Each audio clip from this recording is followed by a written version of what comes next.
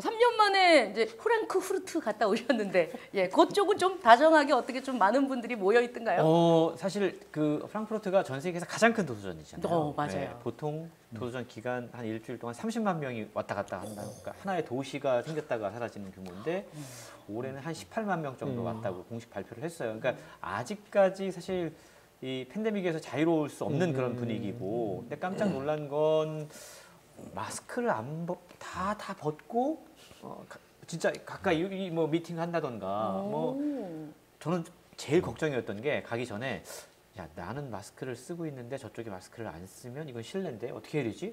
나도 마스크를 벗어야 되나? 근데 자연스럽게 벗게 되더라고요. 맞아요. 네. 그리고 미팅을 하고 뭐 실내라든가 뭐 이런 데서 너무나 진짜 이 팬데믹에서 약간 해방된 느낌 같은 것들을 받았어요. 그리고 그런 분위기들이, 그러니까 억눌려 있던 분위기들이 사람들의 얼굴 표정이라든가 이런 것들을 보면서 조금 풀리고 있구나라는 생각들을 했고요. 출판도 사실은 독일이 지금 분위기가 썩 좋지가 않은 상황이거든요. 그러니까 이 전쟁 여파도 있고, 네. 우리나라도 지금 뭐 종이값 뭐 올라가지고 지금 뭐 난리라고 그렇죠. 하는데 그렇죠. 지금 네. 유럽도 지금 뭐 펄프값 인상 때문에 한 50% 이상 책 제작비가 올랐다고 그래요. 그러니까 그 문제라든가 여러 가지로 안 좋은 이슈들이 분명히 있었음에도 불구하고 일단 우리가 한 자리에 모여서 만났다. 우리가 뭐 독일어로 in echt라고 자꾸만 표현을 했었어요. in echt. 진짜 만났다 우리.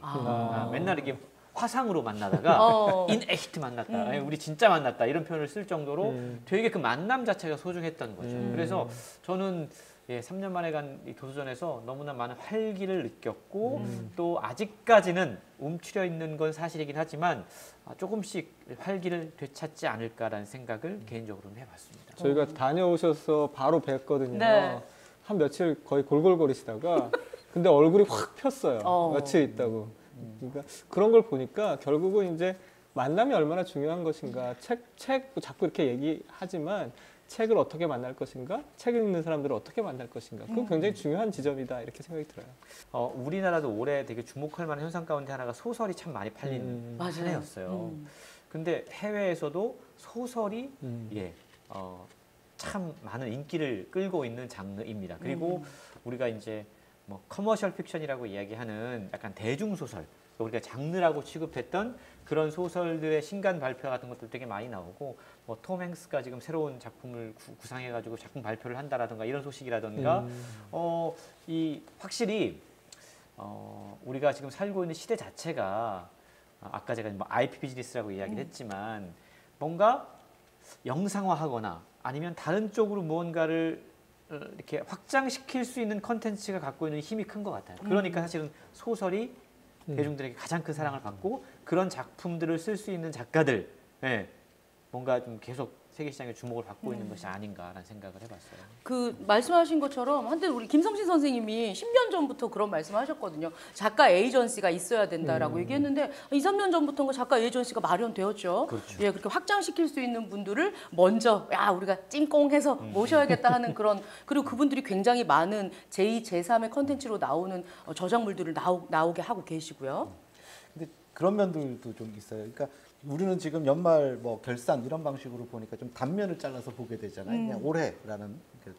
근데 이것을 좀 몇 년 이렇게 좀 중첩시켜서 그림을 놓고 보면 또 다른 의미들이 이제 발견되는 부분이 있는데 2017년이었나요? 18년이었나요? 그러니까 이제 코로나 있기 바로 전 정도가 있었는데 한 해 동안 결산을 했는데 소설이 없어도 너무 없었던 거예요.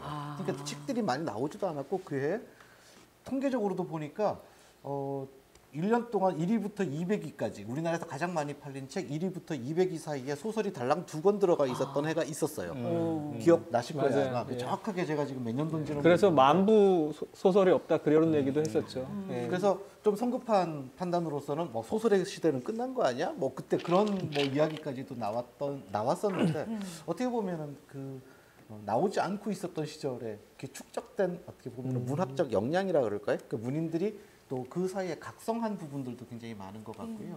그러니까 이 출판이라는 것이 저는 뭐 생태계라는 표현을 많이 쓰는데 이것이 그냥 문학적인 레토릭이 아니라 실제로 생태계처럼 유지가 되는 것이 가장 필요하다. 그리고 실제로도 생태계다라고 보는 거죠.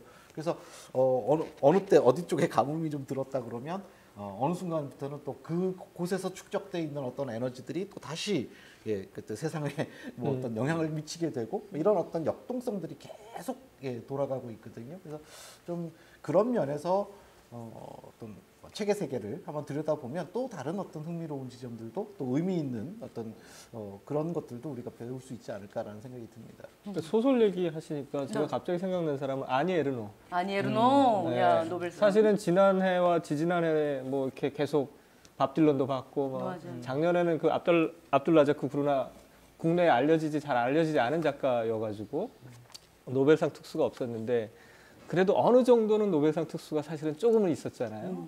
사실은 어떤 면에서 보면 문학에 대한 관심을 이렇게 계속 이렇게 보물 터듯이 제공해 줄 수 있는 건 문학상인 거예요. 결국은 어떤 의미에서는. 그러니까 권위의 문학상들이 자꾸 더 좋은 권위들을 갖춰가는 것.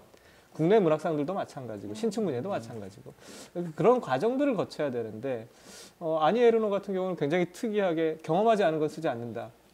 깜짝 놀랄 작품들 굉장히 많거든요. 그렇죠. 예, 맞아요. 예. 이게 19금도 소개를 많고. 못합니다. 책에서. 예, 방송에서. 남자의 자리 정도 이렇게 소개할 수 있을까? 뭐 어쨌든 그런 면에서 보자면 아직도 국내 작가들이 쓰지 못하는 영역들이 있었다. 그런 부분들을 이렇게 좀 유심하게 좀 살펴볼 필요도 있겠다. 물론 더 발칙한 상상을 하시는 분들, 작가들도 물론 있으시겠죠. 그런 점에서 보자면 좀 더 어떤 문학의 범주 안에 들어올 수 있는 노력들, 과정들 이런 것도 필요하다. 이렇게 좀 볼 수 있겠죠. 올해 이제 소설 이야기를 하면서 뭐 우리가 뭐 언론을 통해서 아니면 우리가 보면서도 왜 이렇게 제목이 다 비슷해? 표지는 왜 이렇게 비슷해? 뭐 편의점 갔다가 맞아, 서점 갔다가 서점 갔다가. 약국 갔다가 뭐 막 그런 어떤 올해 동네 정말, 이름이. 네, 맞아요. 그런 분위기였잖아요. 네. 그리고 이제 그런 책들의 특징이 보면 다 이제 신인 작가 그리고 전자책을 통해서 먼저 책이 선보이고 이제 종이책이 나와서 성공한 케이스. 그러니까 우리가 과거의 문학을 순문학과 뭐 장르 문학 구분하고 되게 어떤 숭고함에 대한 어떤 그런 이제는 문학을 그렇게 볼 상황은 아닌 것 같아요. 그렇죠. 그리고 제가 현장에서 우리 작품들을 해외로 팔고 있는 일을 하잖아요. 사실 올해 우리나라 히트친 저는 개인적으로 제가 읽고 나서 해외 팔기 위해서는 제가 알아야 되니까 읽어야 되거든요. 뭐 불편한 편의점, 어서 오세요 휴남동 서점입니다. 또 뭐 책들의 부엌, 뭐 이런 작품들 이거 참 어떻게 소개해야 되지? 이게 나갈까 그랬는데요. 깜짝 놀랄 만한 성과들이 나옵니다. 이런 작품들이 막 영미권, 동남아시아는 뭐 영미권, 유럽 웬만한 국가들이 다 저작권을 사갈 정도로 그러니까 우리가 느끼는 거하고 해외 출판 관계자들이 느끼는 건 좀 다른 것 같아요. 우리는 너무 비슷비슷하고 너무 맞아요, 막 이렇게 느끼는데 또 해외 쪽에서 느낄 때는 조금 다른 평가를 하고 있는 것 같아서 내가 그래 평생 죽을 때까지 공부해야 돼. 자만하면 안 돼. 뭐 이런 생각을 하는 그런 계기가 됐었어요. 예전에는 전 좀 그런 아기 때는 서평가 이제 처음 아기 때는 딱 읽고 나면 우와 막 작가님 대단하다 이랬는데 사실 책과 사람이 그렇게 같지 않는 경우들이 많잖아요. 인터뷰를 하다 보면. 그래서 전 개인적으로 이제 따뜻함 이렇게 이제 소설 쓰시는 분들을 좀 북토크나 이런 콘서트를 하면서 많이 뵙게 되는데 개인적으로 김호연 작가님하고 천선란 작가님 작품들이 다 따뜻하잖아요. 실제로 뵈니까 진짜 그렇더라고요. 그게 늘어나지 않나 하는 생각이 들어요. 천선우 작가는 제가 개인적으로 너무너무 좋아하는 작가예요. 예. 전 천선환 작가님의 인터뷰를 하면서 천선환 작가님한테 이 책은 다치는 사람이 없어서 당신 글은 너무 좋다. 예를 들어 뭐 다른 책들이 사랑과 전쟁이고 깃방매기를 맞고 이런 언제 두근거리는 어떤 고통이 있을까 생각한다면 당신 책은 한국인의 밥상 같은 책이다 이렇게 얘기를 했었거든요. 그러니까 SF 미래에 대한 이야기를 하면 사람들 다 디스토피아적인 걸 상상을 하는데 천 작가는 그렇지 않아요. 맞아요. 그래서 맞아요. 너무너무 좋아. 읽고 나도 따뜻하고 훈훈하고 맞아. 열심히 제가 해외 팔고 있는데 그래서 참 황보름 작가도 마찬가지고 그죠? 예, 참 작가님들과 결을 같이 하는 우리 소설. 예, 조정래 선생님이 그런 말씀을 하셨습니다. 우리 문학과 우리 소설을 읽는다는 것은 모국어에 대한 은혜를 갚는 일이다라고 말씀을 하셨거든요. 여기 계신 많은 평론가 선생님들께서 우리 은혜를 갚는 일들을 여러모로 세계 다방면으로도 활동하고 계십니다. 응원해 주시고요.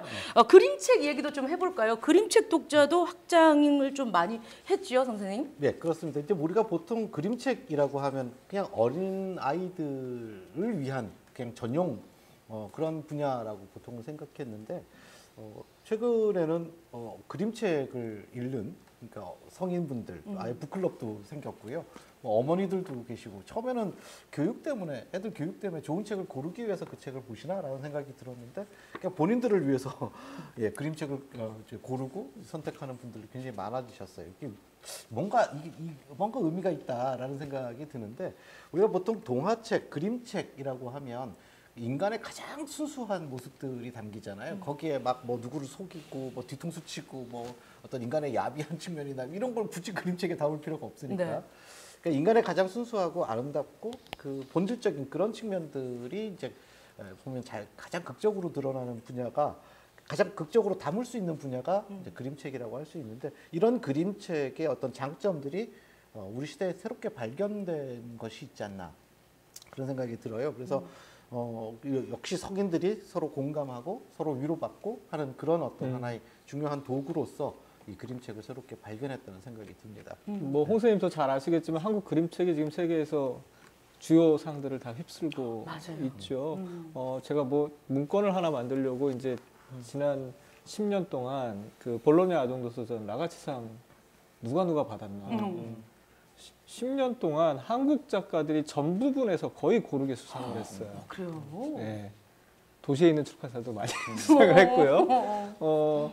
그런 점에서 보자면 그림책 단순하게 그림의 수준이 아니라 이것을 담아내는 어떤 텍스트의 수준과 그림의 수준이 철학적 수준과 또 상징적 수준에서 굉장히 높이 올라와 있다. 다만 이것이 한국에서는 너무 많이 받으니까 이제 조명이 안 돼요. 나가치상 받으면 조명이 잘 안 돼요, 이제는. 저도 지금 저 말씀을 그대로 받아서 이건 좀 문제 제기를 하고 싶은 부분이기는 한데요. 그러니까 어떻게 보면 한국 출판계에 남겨진 숙제라는 생각도 들어요.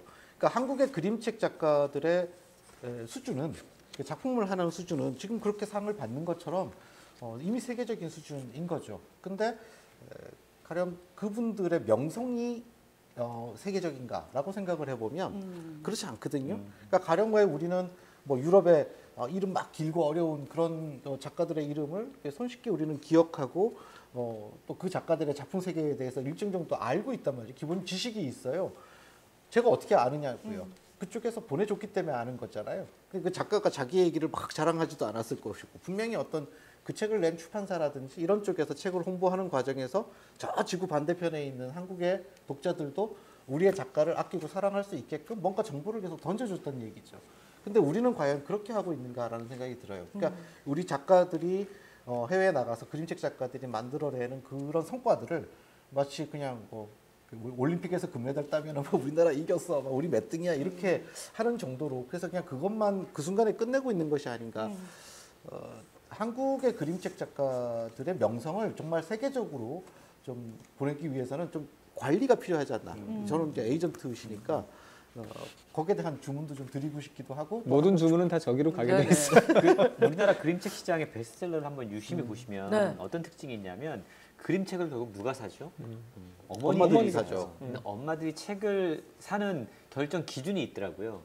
네, 엄마들의 카페라든가 거기에 이제 필독서 뭐 몇 살 때는 뭘 읽어야 돼요, 뭐 어떤 책이 좋아요. 근데 이런 얘기 들으면 되게 죄송한데 우리가 아직 그림책에 대해서는 약간 사대주의가 있어요. 맞아요. 네, 그래서 아까 말씀하셨던 몇몇 특정 작가들의 책은 꼭 읽어야 돼요, 꼭 사야 돼요. 그러니까 그런 책들은 한 해에 막 몇만 부씩 팔리는데 그렇죠. 정작 해외에서 좋은 반응들을 얻는 우리 국내 작가들의 작품들은 예, 그 엄마들의 리스트에 못 올라가다 보니까 상을 받아도 잘 팔리지 않는 그런 상황이 지금 벌어지는 거죠. 그러니까 대충 한국의 그림책 작가들 뭐 좋아. 그러니까 한국의 그림책 이 수준에서 그러니까 개별적으로 그러니까 한국의 어느 작가는 이런 작품 세계를 가지고 있는데 이게 너무 지금 이 시대에 필요한 거야.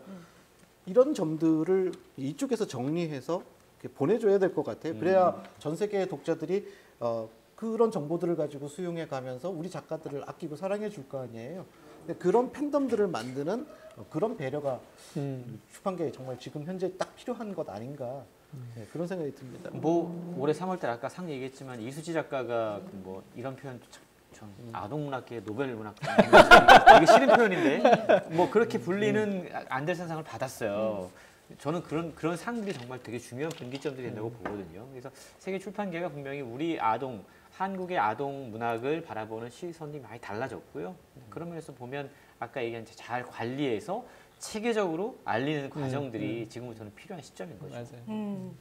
맞아요. 이제 엄마 카페들도 예, 저희 채널을 좀 보시면서 예, 좋은 정보를 많이 얻어 가셨으면 좋겠다는 생각이 듭니다. 사실 좀 그래요.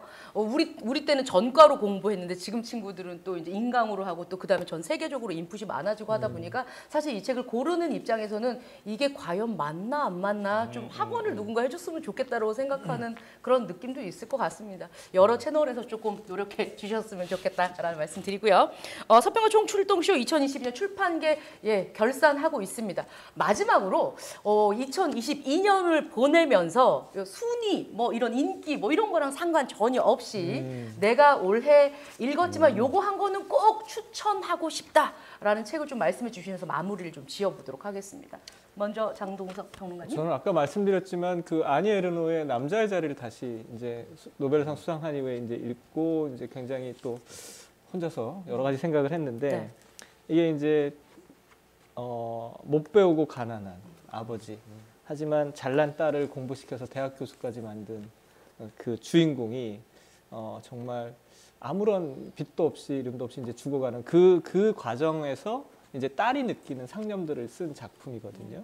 아니 에르노 작품 중에 19금 아닌 유일한 작품일 거라고 저는 감히 생각하는데 어쨌든 이 아니 에르노가 한국에서만 혹은 동양에서만 이 그 부모의 그 뼈골을 갈아가면서 자식들이 성장하는 뭐 성공하는 이런 스토리가 있는 줄 알았는데 여러 문학 작품들을 읽어보면 전 세계로 다 공통적인 현상이는 거예요. 부모들은 다 뼈골 막 갈아가면서 자녀들 키우고 근데 특별히 아니 에르노 이번 작품을 이제 다시 읽으면서 느낀 것은 이게 어떤 하나의 울림이라는 것, 경험이 주는 울림이라는 게 있더라는 거예요. 그러니까 경험하지 않은 것은 쓰지 않는다라고 그가 공언을 하지만 사실은 어떤 의미에서는 되게 두려움이 있을 거란 말이죠. 자기의 모든 삶을 오픈해야 되는 거잖아요. 맞아요.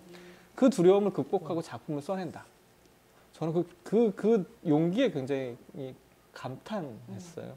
그러니까 제가 가끔 이제 방송이나 이런 데 나가면 예로 저희 아들이 뭐 야구를 좋아한다. 저희 아내가 뭐 그림을 그린다. 이런 얘기를 가끔 하는데 이런 것조차 사람들은 되게 이렇게 주변 사람들은 싫어할 수 있거든요. 그렇죠. 자기 얘기가 다 드러나야 되잖아요. 아빠 내 얘기 좀 하지 마. 네, 그런 얘기 많이 들었어요. 그래. 어쨌든 그럼에도 불구하고 아니에르노처럼 자신의 삶을 완벽하게 드러내면서 문학을 할 수 있다는 거. 그 대단한 용기이자 대단한 필력이다. 엄청난 그 내공이 쌓인 작가다라고밖에 볼 수 없는. 그래서 사실은 또 그 노벨상에 또 아니 에르노 또 19금 작품들을 계속 깨내고 있는데 어쨌든 굉장히 저는 인상적이었어요 올해. 네. 아니 에르노 추천해 주셨고요. 저요. 저는 진격의 10년 1960년대라는 책을 꼭 읽어보시라고 권해드리고 싶어요. 사실 저는 여기에 좀 관여하기도 했어요. 아주 중요한 일에 관여했는데 책 제목을 인쇄 들어가기 닷새 전에 제목을 바꾸게 만든. 원래는 이게 불멸의 10년 1960년대였어요. 얼핏 들으면 큰 차이가 없을 것 같은데 또 얼핏 들으면 불멸이 더 나을 수도 있는 거 아니야? 라는 생각도 드는데 우리가 그 말의 뜻과 다르게 불멸의 뭐 이렇게 하게 되면 뭐 불멸의 영웅, 뭐 불멸의 뭐 이렇게 하면 이미 끝난 것처럼 뉘앙스가 그래요. 이미 오래전에 대단한 일이었지만 이미 끝난 것처럼. 그런데 진격의 하면 진격의 거인 같은 경우에 보면 뭔가 지금 계속 오고 있는 것 같잖아요. 그렇죠. 이제 지금까지 연장선이라는 부분들을 생각해 보면 그래서 1960년대는 그 당시 61년에 끝난 것이 아니라 그게 지금과 어떤 식으로 연결되어 있는지에 관해서 우리가 인식하는 게 필요한데 바로 이 책이 그렇습니다. 이 책에서 보면 김경집 교수는 1960년대를 우리가 주목해야 되는 이유를 청년이 주인이었던 거의 유일한 세대 시대라고 이야기하거든요. 저는 우리 시대가 또한 그러해야 한다는 생각이 들어요. 그러니까 여러 가지 것들이 변곡점을 맞이했다라는 부분도 1960년대와 2020년대가 그 굉장히 여러 가지 공통점들이 있는데 그 중에서도 특히 이 청년이 주인공이 되어서 이 모든 변화를 주도해가고 또한 다시 어떤 역동성, 또 인류의 역동성, 건강한 어떤 방향성 뭐 이런 것들을 통해서 지구촌이 가지고 있는 여러 가지 숙제들을 풀어야 한다. 그런 측면에서 여러 가지 좋은 어떤 메시지들 우리에게 이렇게 그야말로 시대를 조망할 수 있고 우리 시대까지도 함께 돌이켜 볼 수 있게끔 해주는 그런 책이라는 의미에서 저는 이 진격의 10년 1960년대를 권하고 싶습니다. 네, 홍수철 선생님. 예, 아까 가족 팔지 말라고 했는데 저도 가족을 팔아야 돼요. 주로 이제 제가 이제 아무래도 책과 관련된 일을 하다 보니까 가족들에게 책을 집에다가 갖다 주고 자연스럽게 읽으라고 차마는 말은 못하고 그냥 책상에다 이렇게 보이는 데다가 놓는 편인데 네.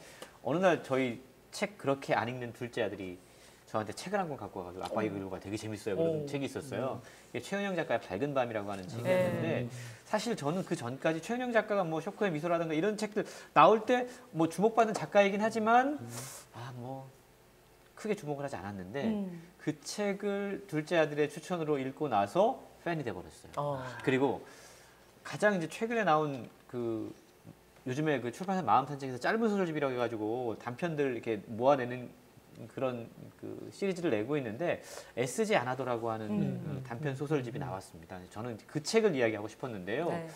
그걸 읽으면서 어릴 때 젊을 때 기억도 많이 나기도 하고 그게 관계, 사랑, 종교 되게 중요한 부분들에 대한 터치를 정말 짧은 소설들을 가지고 해주고 있는데 되게 마음의 모서리가 이렇게 다듬어지는 듯한 느낌이 들었어요.